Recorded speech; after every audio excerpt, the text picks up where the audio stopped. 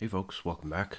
I've been taking a break for a little while, partially because I haven't bought any new puzzles recently. I was waiting for a while for a delivery, which I was very excited about, from VeryPuzzle. So tonight I'm going to show you the first of my spoils from that order, which I've been wanting to get for quite some time, but it was an investment. Let's put it that way. In front of you, obviously this is not a new puzzle. This is my much-loved Speed Tuttminx, also from VeryPuzzle. And as you may remember, the Topminx was profiled earlier in my over-the-top puzzle series. It's got 32 faces. Some of them are hexagons, like this guy, and they must be turned 2 steps every time you twist them. And then the other faces are pentagons, which can be turned 1 step, i.e. normally, as in any other puzzle. And it just creates a really interesting and fun solve. It's not super difficult. If you can solve a Megaminx or something like that, you can solve this. But you'd have to think a little bit creatively, a little bit differently. This particular Topminx is really a pleasure to use, so I highly recommend it. But the Topminx has a relative, which is bigger and crazier and more over the top. And now, finally, it is mine. And here it is. Bang. So this here is the Gigatutminx, also called the Rayminx. And as you can see, we have the same general setup as the Tuttminx. We have 32 faces, some of which are pentagons, like this guy, some of which are hexagons. And we have the same restrictions on legal turns that we have in the regular Topminx. But now we have essentially, it's the Topminx equivalent of 5x5. So hence the Giga prefix like we have on the Gigaminx. But it's just enormous and very, very impressive. The reason it can also be called the Rayminx is an homage to the gentleman who created the first working prototype of this, who's called Ray Brunner. And it took VeryPuzzle apparently quite some time to come up with a mass-producible version of that initial prototype, but after a lot of work, they finally did. And you can see from the scale of it why it was difficult for them. I mean, this thing has 1,112 stickers on it and 722 visible moving parts, according to their website. That is a lot of puzzle. But they've done an absolutely amazing job, and there's a lot of attention to detail in this puzzle, which I like. If you look closely, you'll see that the pentagonal faces all have textured stickers. Right? They have that kind of carbon fiber-esque texture, which isn't really carbon fiber, but we often call it that. You can see it there as well. And all the hexagons have matte finish stickers. So it adds a little bit of extra distinguishability. It helps you to remember which face you're dealing with and what kind of turns you can and can't make, which is helpful. The colors, obviously with 32 faces, some colors are going to be a bit similar. So we've got, purple here and a purple here and a blue here and a blue here, and that's going to happen. But the shades are all pretty distinguishable. I haven't had much trouble with it. It's just they've thought about the sticker set really nicely. So it's just a real pleasure just to look at, even. Now, if you do get one of these, you'll note that in the box there is, in the bag, I should say, because it comes in a big carrier bag. It actually says explicitly on the instruction sheet, "Do not speedcube." And I think, having played with this quite a bit now, that is sound advice, shall we say.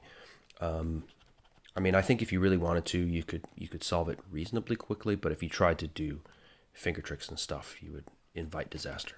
And the reason is that in order for this to really be a playable puzzle, they've set it up in such a way that you can't really adjust the tensions, and it needs to be quite loose so that the pieces can slide over each other.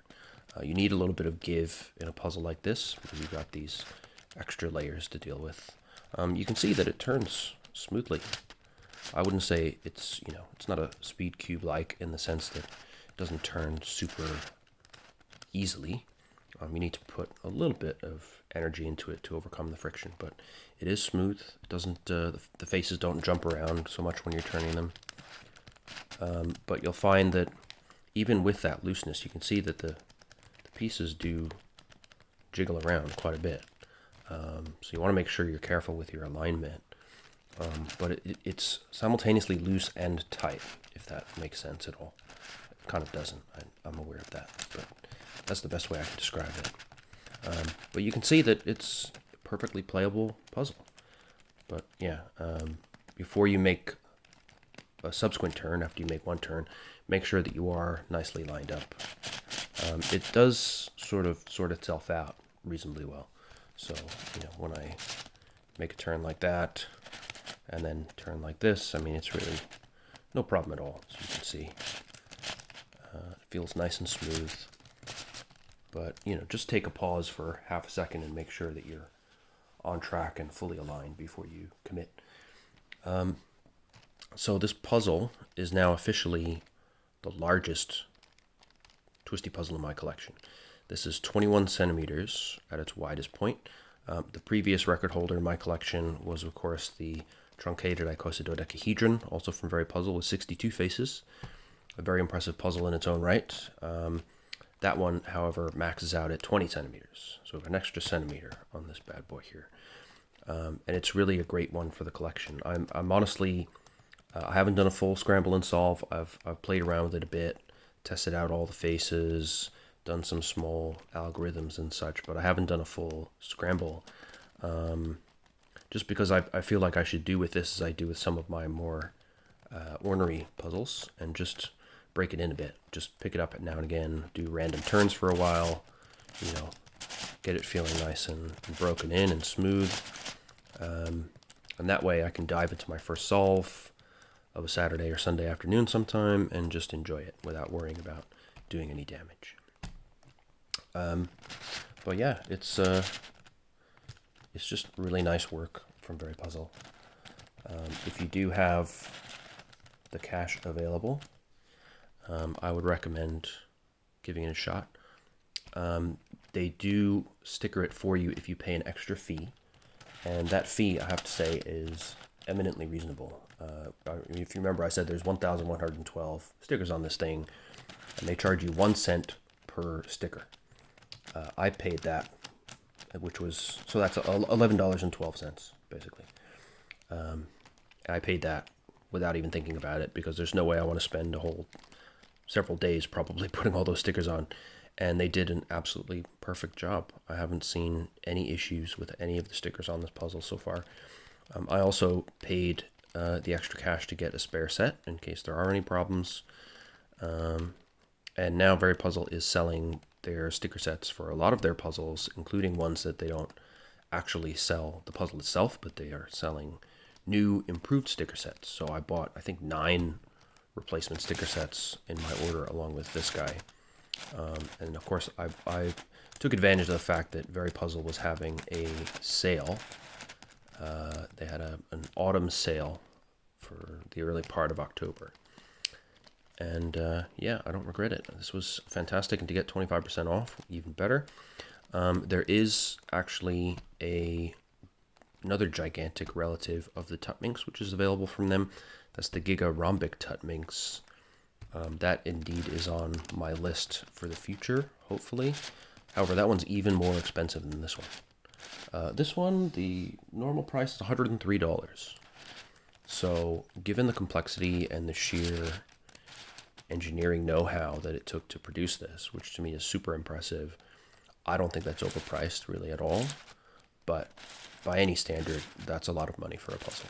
So, I wouldn't blame you at all for being hesitant. But like I said, if you keep your eye out on the VeryPuzzle website, they do have sales, I think once or twice a year. I'm relatively new to VeryPuzzle, but I seem to remember that people mention they have a Black Friday sale, so hopefully that'll come up relatively soon, and there might be a chance for those of us who are puzzle crazed to get some new additions to the collection. So that is the Gigatutminx, definitely one of the new prides of my collection, particularly in the more over-the-top side of things. And it's huge. The solve is interesting. I know that Pete the Geek has a full solve video on his channel, which I believe is about 11 hours long. So, you'll get your money's worth out of this puzzle in terms of the time you spend with it. And of course, the number of possible scramble combinations on a puzzle this size is truly gigantic. I haven't calculated it, but I know that the number of possible positions on the original Tuttminx back here is on the order of 10 to the 204th power, I believe, which is already an enormous, ridiculous number. So if we add another layer to that with the Gigatotminx, then we're talking about, unbelievable numbers of possible scrambles. So you will definitely get your money's worth of puzzle solving from the Gigatuttminx. I can say that for sure. Anyway, I could talk about this puzzle all day. I'm blown away. I love it. If you have the means, get it. If it's just straining the edge of your budget, just watch for a sale and definitely grab it. Just treat it with care. It is a marvel of puzzle engineering. I mean, it's just unbelievable to me that we can go from the old 3x3 to this kind of monstrosity, and it's actually a playable and smooth and beautiful and fun puzzle. It's just incredible. So yeah, proud of this new addition to the collection. Keep an eye out. I'm going to have some more videos coming about the other puzzles that I got from VeryPuzzle in the same order. I'll talk about them a little bit as well. In the meantime, stay safe, happy puzzling, stay healthy, and I'll catch you in the next video. Take care.